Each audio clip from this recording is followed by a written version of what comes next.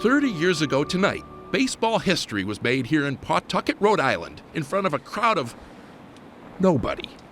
Or almost nobody. That guy in the corner is Bob Breck. You're the only fan. I was the only fan on the first base side at the end of the game. By comparison, the third base side was packed, according to Gary Levin. There are about 5 to 8 actual fans here. Of course, it didn't start out that way. Earlier that evening, 1,740 people had shown up to watch the Pawtucket Red Sox take on the Rochester Red Wings. Most of the fans, we can only assume, had every intention of staying till the end of the game. But several events conspired against them. Cool and windy night here in Pawtucket, Rhode Island. The first was the weather. Felt like a blizzard, but without the snow. So a lot of people left during the course of the night. And yet it wasn't the cold that drove away the bulk of them. It was the clock. The game started just after 8 and continued till just before sunrise. The longest game in baseball history. They played 32 innings that night, spent 8 hours in frigid cold, and still, nobody won.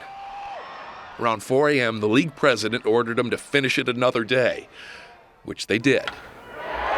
In just one inning, Pawtucket finally took it in the 33rd by a score of 3-2. Today, folks in Pawtucket continue to celebrate every 5th anniversary of the game, not only to relive the memories, great to see you, but according to then equipment manager Michael Kinch, to be re-inspired by them as well. I think I got a good life lesson right there. Back then, Michael's nickname was Hood, which he got for stealing hubcaps.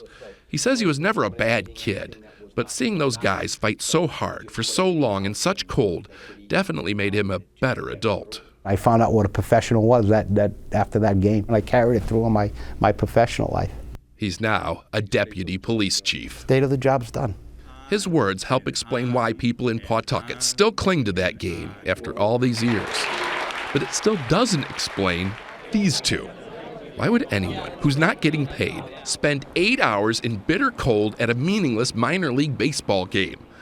I posed that same question to both of them. When I was a little kid, and got the same answer. My father left a sporting event early with me once. we were going to beat traffic and go home. And the other team came back and won, and I said I'd never leave a sporting event early again in my life. So let that be a warning to you parents. I never forgot that.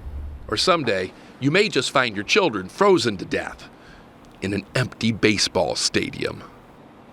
There's something else interesting about the endless game. Cal Ripken Jr. and Wade Boggs both played that night, and they, of course, went on to big careers in the major leagues. If you want to know more, there's a great book out now called Bottom of the 33rd, and you can read about it at cbsnews.com. Hey, it got them on television. They're local celebrities. That's so right. It did maybe pay off that's for a them. reason they also stayed. But meanwhile, how did the game go on until 4 a.m.? Isn't there some kind of curfew or some kind of rule about that? Well, 1 a.m. is the curfew, and there was then, but somehow it got left out of the umpire's book that year. Oops. So the umpire said, it's not in our book, we're going to keep playing. All right, Steve, thanks so much.